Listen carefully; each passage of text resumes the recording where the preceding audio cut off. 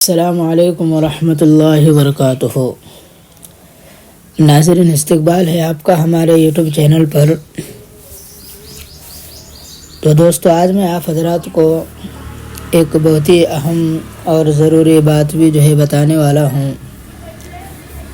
آپ میں سے بہت سارے ایسے لوگ ہوں گے جو اسکول وغیرہ میں پڑھتے ہوں گے یا مدرسے میں پڑھتے ہوں گے، یا جو کوئی ایسے ہوں گے جو کاروبار وغیرہ کرتے ہوں گے۔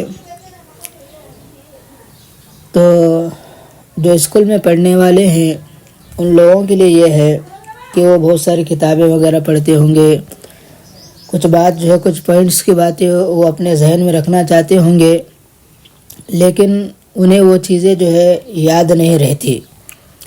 اسی طرح جو بچے مدرسے وغیرہ میں پڑھ رہے ہیں یا جو حفظ کر رہے ہیں، وہ لوگ وہ بھی پڑھتے ہیں، لیکن وہ ان کا جو سبق ہے انہیں یاد نہیں رہتا، بار بار بھول جاتے ہیں ذہن کی کمزوریت کی وجہ سے۔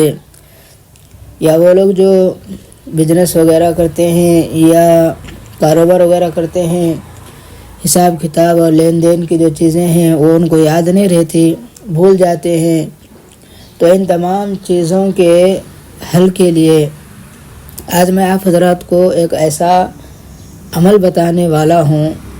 اگر آپ اس عمل کو کریں گے تو انشاءاللہ اللہ کی فضل و کرم سے اللہ تعالی ذہن کو کھول دیں گے اور عقل میں اضافہ فرمائیں گے، اور اس عمل کو کرنے سے آپ کی جو ذہنی کمزوری ہے وہ ختم ہو جائے گی۔ وہ عمل یہ ہے کہ اللہ رب العزت کے جو 99 نام ہیں ان میں سے ایک نام ہے اسم مبارک یا ممیتو۔